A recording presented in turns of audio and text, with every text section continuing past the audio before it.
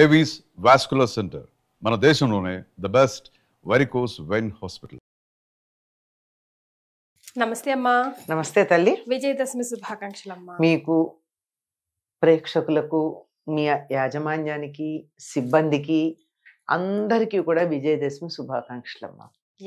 విజయదశమి అంటే చెడు మీద మంచి విజయం సాధించినటువంటి కాలం కనుక ఎక్కడెక్కడ ఏ ఏ రూపాల్లో చెడు ఉందో ఆ చెడునంతటినీ పోగొట్టి అన్ని చోట్ల మంచిని కలిగించేటటువంటి శక్తి ఇవాళ ఆ చెడుని జయించి విజయాన్ని సాధించి సింహాసనం మీద కూర్చుని విరాజమానమై ఉన్నది రాజరాజేశ్వరి దేవి.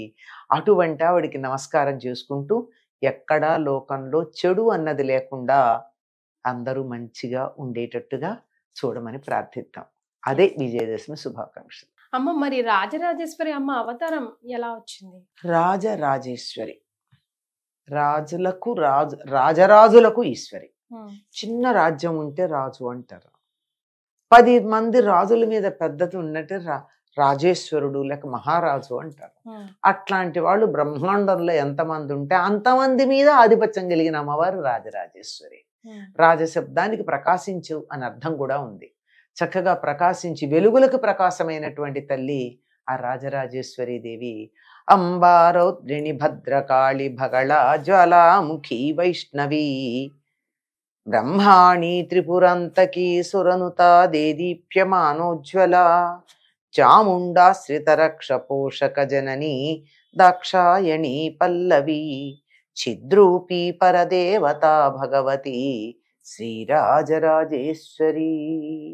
చిద్రూపం కలిగినటువంటి భగవతి ఆ రాజరాజేశ్వరి. ఆవిడికి మనం చక్కగా నమస్కారం చేసుకుంటే లోకాన్నంతటినీ చక్కగా పరిపాలిస్తుంది.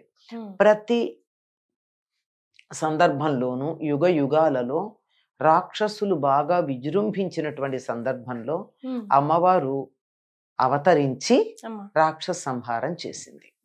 ఈ అవతరణ ఎప్పుడూ కూడా ఆశ్వయుజ శుద్ధ పాడ్యమి నాడు జరిగి 9 రోజుల యుద్ధం తరువాత నవమి నాడు రాక్షస సంహారం చేయడం ఫైనల్ గా చేసి అయిపోయింది గనక దశమి నాడు ఆవిడ సింహాసనం మీద ప్రశాంతంగా కూర్చుని ఉంటుంది. వసిన్యాది వాగ్దేవతలందరూ ఆవిడ చుట్టూ చేరి ఆవిడ్ని కీర్తిస్తూ ఉంటారు. అందరూ దేవతలు, ఋషులు, మునులు మొదలైనటువంటి వారందరూ సభ తీర్చి ఆవిడ్ని చాలా గొప్పగా, అమ్మా నీ వల్ల కదా మేము ఈ రకంగా చక్కగా హాయిగా ఉండగలిగాం, రాక్షస బాధ పోయింది, సుఖంగా ఉన్నామని ఆవిడని కీర్తించి కృతజ్ఞతలు తెలుపుకుంటూ ఉంటారు. ఆ కృతజ్ఞతలు తెలుపుకుంటూ ఉండే సందర్భంలో అమ్మవారు కొలువు తీర్చి ఉన్న ఏదైతే ఉందో సింహాసనం మీద కూర్చుని అటువంటి ఆవిడ రాజరాజేశ్వరి పరాభట్టారిక అని చెప్తారు. అంటే పరాభట్టారిక అందరికన్నా పైన ఉండేటటువంటి అధినాయకురాలు ఆవిడ. మామూలుగా మిగిలినటువంటి అన్ని అవతారాలలోనూ ఆవిడ సింహం మీద కూర్చునో, పులి మీద కూర్చునో, అలా రథంలో వెళ్ళి యుద్ధం చేసినట్టు ఎక్కడో కనపడుతుంది. ఇక్కడ ఆవిడ ఏం లేదు, సభ తీర్చింది, సింహాసనం మీద చక్కగా కూర్చుంది. హాయిగా ప్రశాంతంగా చిరునవ్వులు చిందిస్తూ చేతిలో చెరుకు గడ పట్టుకుని, ఈవిడ్నే అపరాజితాదేవి అంటారు. పెద్ద పెద్దగా ఆయుధాలు ఉండవు ఇక్కడ. చేతిలో చెరుకు గడ, కొన్ని ఆయుధాలు ఉంటాయి, అస్సలు లేకపోవడం కాదు. ఆయుధాలు లేకపోయినట్టయితే ఎప్పుడైనా శత్రువులకు చులకన అయిపోతాం మనం. కాటేయకపోయినా బుసకొట్టమన్నారుగా, అంచేత అంటూ ఉండాలి. జాగ్రత్త, నా చేతిలో ఆయుధం ఉంది సుమా. రాముడు కూడా అంటాడు, సుగ్రీవుడి దగ్గరికి వెళ్ళి వాలి వెళ్ళిన దారి మూసుకుపోలేదు ఇంకా అన్నాడు. అంటే జాగ్రత్త, నువ్వు తొందరగా మా పని చెయ్యవలసిందే తప్ప నువ్వు ఇలా కూర్చున్నట్టయితే కుదరదు అని. ఆవిడ చిరునవ్వులు చిందిస్తూ దర్శనాన్ని ఇస్తుంది. ఎడమ చేత్తో చెరుగ్గడని పట్టుకుంటుంది, కుడి చేత్తో అభయముద్రిస్తూ ఉంటుంది. మీకు ఇటువంటి నేను ఇచ్చేదేమిటి, ఎడం చేత్తో ఉన్న చెరుకు గడలో ఉన్నటువంటి తీయదనం లాంటిది ఇస్తానని. ఈవిడ షోడశి మంత్ర అధిష్టాన దేవత.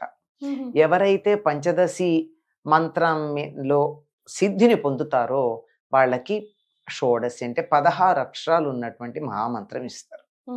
ఈ మంత్రాధిష్టాన దేవతగా ఈవిడ అర్చిస్తే సమస్తమైనటువంటి శుభాలు కలుగుతాయి అని పెద్దలు చెప్పేటటువంటి మాట.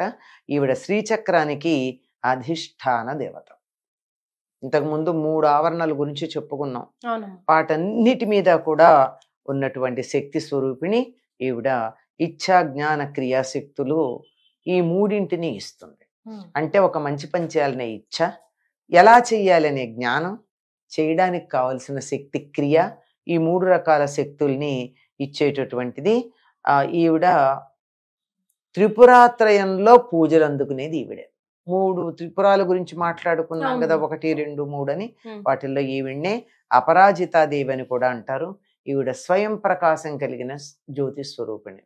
సాధారణంగా ఈ దశమి నాడు విజయదశమిగా ఎప్పుడు చెప్పుకుంటాం, విజయ నక్షత్రం అనేటటువంటిది ఆనాడు దర్శనమిస్తుందిట. ఎప్పుడు ఇస్తే దాన్ని విజయదశమిగా మనం చెప్పుకోవడం జరుగుతుంది. ఇప్పుడు అపరాజితాదేవిగా మనకి, అంటే ఎవరు ఈవిడ్ని ఓడించటానికి వీలు లేదు. ఈవిడ పరాజిత కాదు, ఎప్పుడు కూడా విజయం పొందుతుంది తప్ప, విజయం పొందుతుంది తప్ప ఎప్పుడు కూడా అపజయం పొందేటటువంటి అవకాశం లేదండి. ఈవిడికి సర్వోదన ప్రీత చిత్త యాకిన్యంబా స్వరూపిణి అని చెప్తాం గనక, సమస్తమైనటువంటి ఓదనములు, సాత్వికమైన ఆహారాలు ఏవైతే ఉన్నాయో అవన్నీ కూడా ఇష్టపడుతుంది గనక, ఈనాడు దీక్ష స్వీకరించినటువంటి వారు కూడా దీక్షా విరమణ పూర్తయి అన్ని రకాలైన పదార్థాలు వేసుకుని షడ్రసోపేతమైన భోజనం అమ్మవారికి నివేదన చేసి తాము కూడా తింటారు. అమ్మ, మరి దశమికి జమ్మి చెట్టుకున్న లింక్ ఏంటమ్మా? అంటే విజయదశమి నాడు జమ్మి చెట్టుకు ఒక ప్రాధాన్యం 2 యుగాలలోనూ ఉంది. శమీ శమయతే పాపం శమీ శత్రు వినాశిని అర్జునస్య ధనుర్ధారి రామస్య ప్రియదర్శిని అని జమ్మిని పూజిస్తాం. మన పాపాలన్నీ పోగొడుతుంది శమీ వృక్షం. అగ్నితత్వాత్మకమైనటువంటిది శమి. తర్వాత అది ఏం చేసింది అంటే, రాముడికి సీతాదేవి ఎక్కడుందో చూపించినటువంటి రామస్య ప్రియదర్శిని, సీత ఇటుంది అని రాముడికి మార్గం చూపించినటువంటిది జమ్మి. అలాగే అర్జునస్య ధనుర్ధారి, ద్వాపర యుగంలో అర్జునుడి ధనుస్సును ధరించింది. ఎవరు అర్జునుడి ధనుస్సును ధరించలేరు, ఎవరు కూడా అర్జునుడి ధనుస్సుని భరించలేరు. ఎందుకంటే అది కూడా అగ్నిదేవుడి ద్వారా లభించింది గనక. దాన్ని ధరించగలిగింది అగ్నితత్వం కలిగినటువంటి జమ్మి చెట్టు మాత్రమే. అంటే పాండవులు తమ అరణ్యవాసం పూర్తయిన తర్వాత అజ్ఞాతవాసానికి వెళ్ళబోతూ తమని గుర్తించకుండా ఉండడానికి తమ ఆయుధాలను ఒక చెట్టు మీద పెట్టారు. ఆ చెట్టు జమ్మి చెట్టు. అర్జునస్య ధనుర్ధారి, అర్జునుడి ధనుస్సుని ధరించింది. రామస్య ప్రియదర్శిని, రాముడి యొక్క ప్రియురాలైన సీతాదేవి జాడ తెలిపినటువంటిది. అటువంటి శమీ శమయతే పాపం శమీ శత్రు వినాశిని, శమి పాపాలను పోగొట్టి శత్రువులని నాశనం చేసేటటువంటిది అని ఆ జమ్మి చెట్టుని తీసుకొస్తారమ్మా. ద్వాపరయుగం చివర జరిగినటువంటి ఘట్ట దానికి సంకేతంగానే ఊరి చివర ఉన్నటువంటి జమ్మి చెట్టు దగ్గరికి వెళ్ళి జమ్మి కొట్టి తీసుకొస్తూ ఉంటారు. రైట్. మరొకసారి మీకు విజయదశమి శుభాకాంక్షలు. మీకు కూడా అందరికీ కూడా అన్ని విధాల అన్ని రంగాల్లోనూ విజయం లభించాలని కోరుకుంటూ విజయదశమి శుభాకాంక్షలు. ధన్యవాదాలు.